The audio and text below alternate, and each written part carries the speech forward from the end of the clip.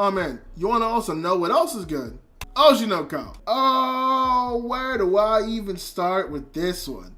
Where do I even start with this one? Let's see. Hold on. Let me read that note. Cause I'm pretty sure for this one we also yeah. So we only have one episode with this one, but this episode, oh, there's a lot to talk about. I'm not gonna lie. There's a lot to talk about. I ain't gonna lie. I haven't touched that yet. Oh, my brother in Christ. Oh, okay. I'm gonna say two things right now. One, if you haven't watched, I love you and I love you paying attention. I love you paying attention to my stream, and I appreciate it and I appreciate you here. But I'm going to be completely honest. If you need to mute me for any sort of reason, go right the fuck ahead. Because if you haven't watched season 2, but you watched season 1, do yourself a favor. Don't listen to me. There's no way I can talk about this without no spoilers. Because this is gonna be heavy. And also, if you haven't watched Oshi at all, oh, get away from me. Get away from me. Because, oh, not in a bad way, but you need to experience this show. Because this is now 2 seasons in a row where this show almost made me cry. Because, fuck, I feel like crying right now. Because, fuck, god damn it. Okay, so the last episode ended, with Aqua basically feeding into his emotion, right? Instead of trying to fight it, instead of trying to back down from it, he's taking all the suffering and pain and all of that from, he's taking all the suffering, he's taking all the pain, he's taking all of everything that he's learned from, not learned, but everything he's experienced, right? And he's sitting there, and he's suffering, just like his mentor said, you gotta suffer what you're acting. And he's doing it, and he's suffering, and I already feel myself swelling because god fucking damn it. And they do such a good job because they start the episode with I giving him advice on like his acting and all that stuff. God, I can feel myself break down, and it sucks because it makes this whole beautiful scene, genuinely whole beautiful scene, where you see him suffering, you see him fighting, and he's going through the entire process. He's going through the entire process of sitting there being like, I wish I was powerful enough. I wish I was strong enough. And like the whole time I thought the dark figure was just kind of him haunting himself. But what I didn't realize is that the dark figure is him. It's his older self, or rather his younger self, looking at him at the time with I, right? And you see there, and it's just like, no, it's my older self yelling at me for not being as strong, for not being as powerful, for not being as strong, for not being as diligent, for not being this, for not being that, for not being a lot of things, honestly. And it hurts. This hurts because he's basically playing out what he wished he could have done. And as the play is going, you see that, like, you know, they're talking about I and how much of a love. The parallels to Princess Saya is very diligent, which also I'm just realizing now, like the play that Akane is playing here, because she has that same brightness that I had, which they're all talking about how beautiful, and then I might cry explaining this, I'm not gonna lie. And so, but you see him beating himself up. You see him beating himself up, and you see him doing this, and man, it fucking hurts because he's just saying all I ever wanted was to save I. That's all I ever wanted to do, and it's heartbreaking because you see him talking to himself in that scene in that hallway where I fucking died. And then the scene changes as like the play's going, as like they're doing something with the sword where it can like revive somebody or some shit. And he's explaining how he just wanted to be strong enough to say I. He just wanted to be strong enough to say I. And in a sense, he's basically living out. He's basically living out how he wants to. And you see him and you hear it hurt. It hurt because you hear Ai's voice for like the first time. Like, not the first, like there's like cutscenes, but you see her and you hear her voice for the first fucking time after a while, and you see him cry.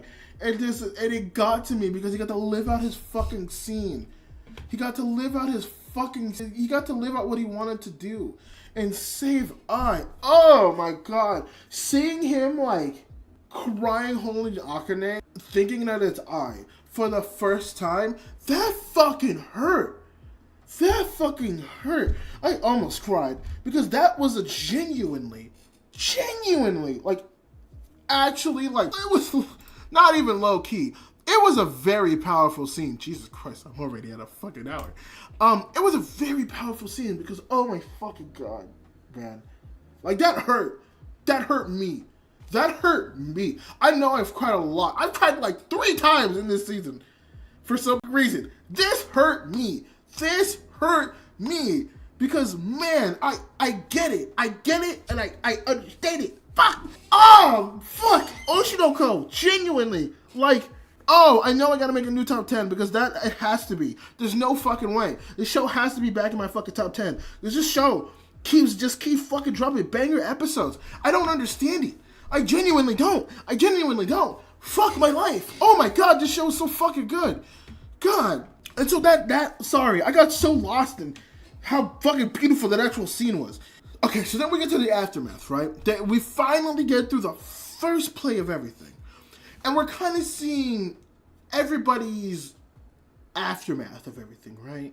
Where you kind of see Akane being sad at herself. Like, Akane and Kana both get kind of harsh on themselves. Where everyone's praising everyone's praising Akane for being like, hey, you did really good. That was a fucking great performance. And, like, she enjoyed her performance, but she wished that she could be better, right? She's like, oh, I just always room for improvement. And then you see, like, everyone talking to Kana being like, no, you were genuinely a good actor. And you see her getting a bit cocky, and then her going back into her shell of being like, I'm not as talented as people who can just do this shit. I've actually had to, like, build up and navigate and do this shit. I'm not like her. I'm not like Akane. And it frustrates me. And it's crazy, too. I love the way they set up this relationship because you do initially think that it's Kana who, like, is more on the top and Akane, given, like, their respective histories, right? Like, Kana is objectively a more well-known person than Akane. But in reality, it's like reversed, where Akane is actually the one who is far more talented and will go on to do more. It will probably go on to do more things, and will be the one to probably do better things, and will be the one to actually go ahead and do stuff. But it's also Kana who's sitting there and not only sitting there and realizing that she might be at her limit and her best thing to do if she wants to survive at, like, the level she's at right now is to just cooperate and be a supporting person, but also kind of sitting there and just being jealous that she's like, it sucks that it just comes so naturally to you. I wish I could be that, but I know I can't. So it's just like weird parallel. It's this weird shift of seeing that. It's just like, huh. Yeah, on the surface it looked one way, but when you actually get into everything, it's like not that whatsoever. And it sucks because Kana does have that. Kana does have that level. Kana does have that natural talent. It's just she's basically nerfing herself in order to survive in the industry. And to an extent, like I said before, I get it. Because in a sense, she's like, no, if you love something enough, you obviously love this. You're like, I know for a fact you do, otherwise you still wouldn't be around in this industry for as long as you would have. So I know you have the talent. But kind of sitting there, it's like, yeah, I do have the talent. But everyone's told me that I should pull back on how I am. And when I did that, I survived longer in the industry. I'm not here to have fun. I'm here to survive. And that's kind of like, you know, the crazy thing about just going up as child actors, different environment, all that stuff. Again, Oshinoko is such a good exploration on multiple things. We do see Ruby again. Ruby and her bandmates of TB. They're talking to her, trying to hype her up. We don't get a lot of Melt, who was the bad actor. Look, I'm saying his name. We don't get a lot of Melt, but we do see a little glimpse of him and, like, the green hair dude who was talking shit about him actually getting close. I fear, sort of, that he might be involved in green-haired actor shenanigans, which I don't, kind of, sort of don't like, but, you know, it's It's fine. It's okay. Whatever. But like, yeah, everyone else like performed well. We do see Aqua in the bathroom with a DNA test of how he got somehow. I'm not sure. But when I first saw this, I was under the assumption that it was like oh shit, he might have actually gotten some info on like the killer and stuff like that. And it's not. Oh, but we'll get to it. So now that we've gotten like the first part of the play done, now the play's just going. Now we're kind of just like shifting through the month. Everyone's just doing their own shit. We're now going through the month of the play and how it's going, and everyone doing shit, yada yada yada, you know. And one thing I like they did, Abiko is two things I should mention.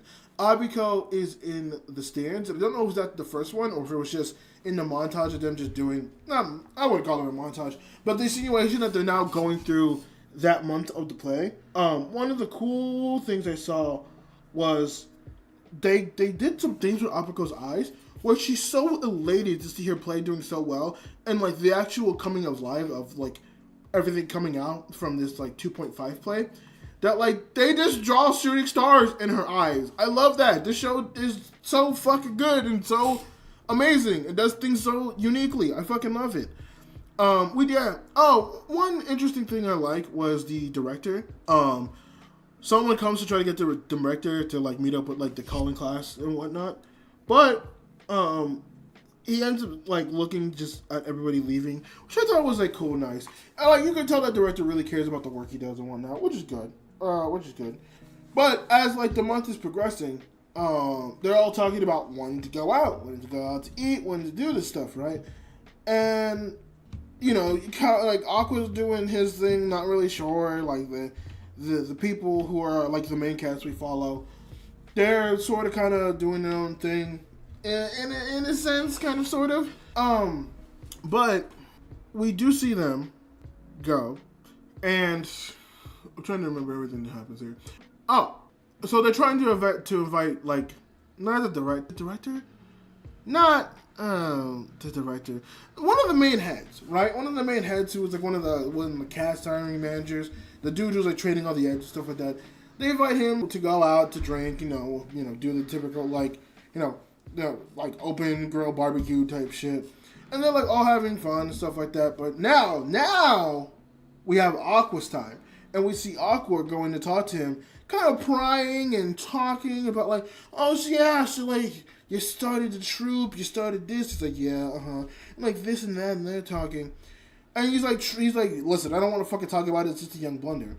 And surprisingly, Himikawa. Okay, I was like, I need to not forget main actor dude's name, or like good actor dude's name. But he pulls up. He's like, oh, don't worry. I kind of want to know this story too, so I'll fetch the story for you.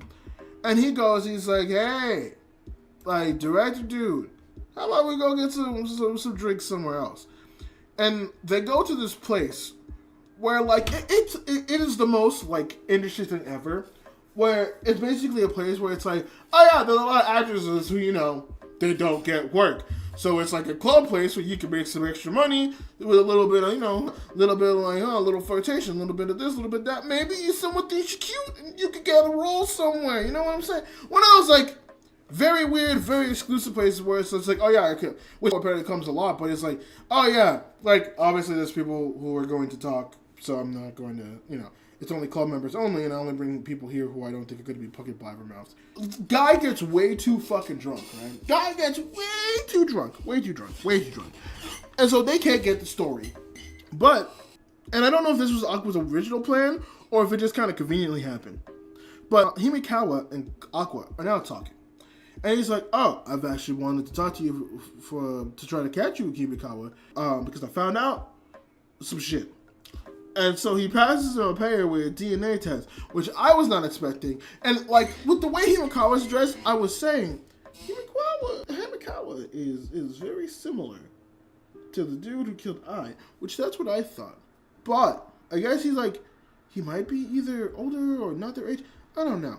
But we find out Aqua and Himikawa, and by proxy, Ruby, are siblings. At the very least, half siblings. They don't share the same mom, but they share the same dad, which is very, very important. Because remember, their father was an industry person.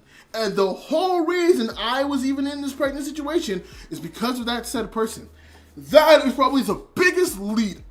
Jesus Christ, I'm so excited, I'm burping. That is probably the biggest lead Aqua has ever had in the industry. Genuinely. And so, if this season has the same amount of runtime, right, as season 1, which was 12, and so the next episode, since we're at episode 20, we technically have 4 episodes left, right? We have 4 episodes to explore all this shit. All this shit. Not just with the progression of people in the acting, but we get to explore this potential of Aqua finding out who the father is, maybe even telling Ruby about it. We might even explore some other things of my 2 big things at this point was seeing Ruby and Akane switch, where Akane was just like, oh yeah, I'd kill for you, I'd support you in that, and Ruby having like a brother complex, being like, my brother would do never such a thing, how dare you fucking talk to him about that.